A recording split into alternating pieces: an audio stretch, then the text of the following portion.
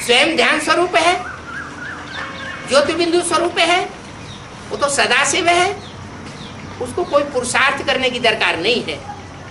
किसको? Supreme soul Shiv को। वो जिसमें प्रवेश करता है उसका नाम संसार में शंकर विश्वनाथ प्रसिद्ध होता है, उसको विश्व की बादशाही मिलती है।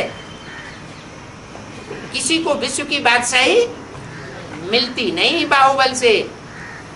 एक शंकर को ही दिखाया गया है चित्रों में कि योग बल से विश्व की बादशाही प्राप्त की। तो वो शंकर ने भ्रष्टाचार को दूर किया होगा। भ्रष्ट इंद्रियों का जो आचरण आज दुनिया में फैला हुआ है, वो भ्रष्टाचार की संतति को खलास किया होगा। इसलिए गायन है, शंकर ने क्या भस्म किया?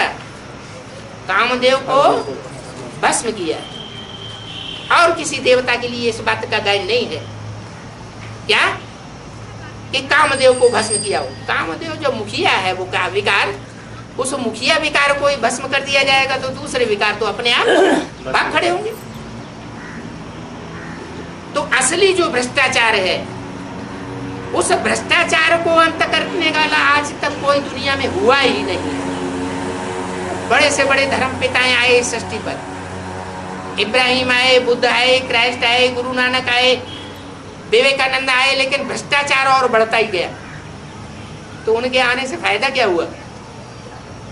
दुनिया नीचे गिरती गई तो आने से फायदा हुआ या नुकसान हुआ? जरूर ज्ञान उनका कुछ अधूरा है। वास्तव में जो संपूर्ण शिव इस सृष्टि पर आता है तो ऐसा संपूर्ण ज्ञान देता है कि इस दुनिया से भ्रष्टाचार का नाम निशान अंत हो जाता है।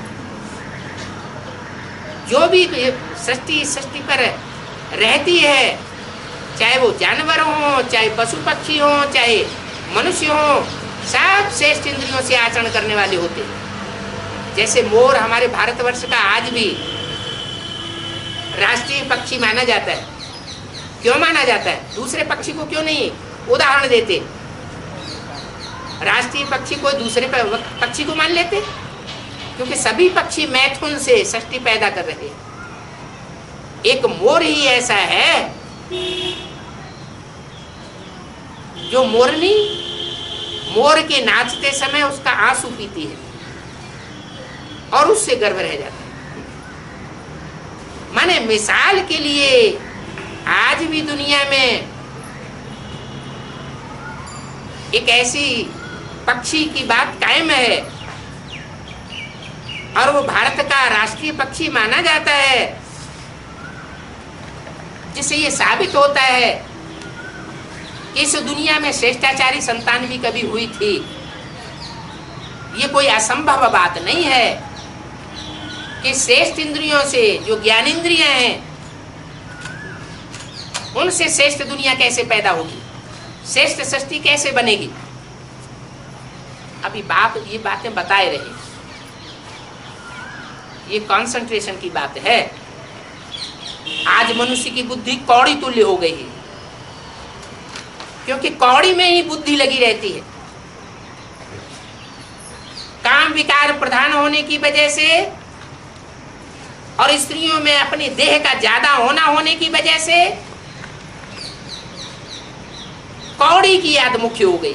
कौड़ी का शेप ही याद आता रहता है। तो जहां कंसंट्रेशन होगा वही सृष्टि की, वही बुद्धि की सारी पावर, शरीर की सारी पावर निचोड़ के इकट्ठी हो जाएगी।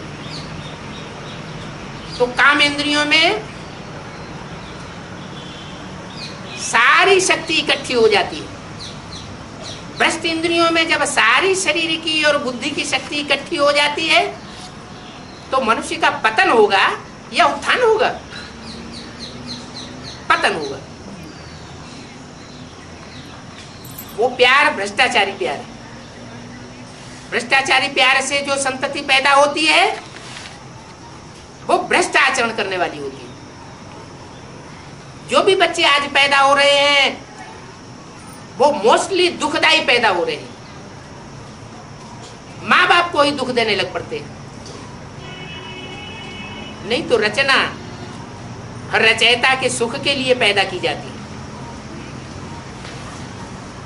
उल्टा हो जाता है। अभी बाप आए हैं उल्टों को सुल्टा बनाने के लिए,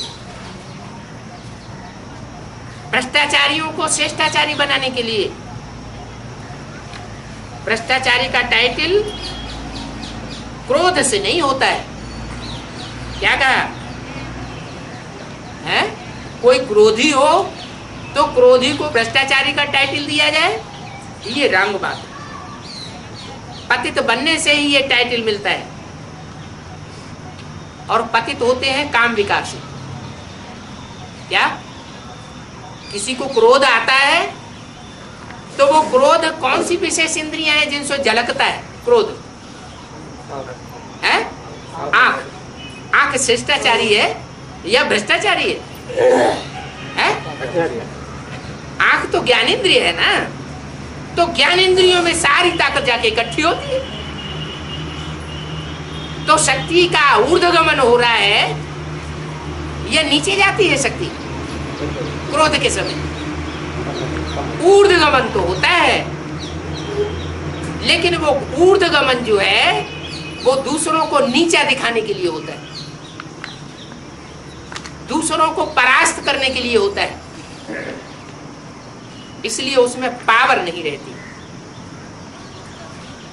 अभी बाप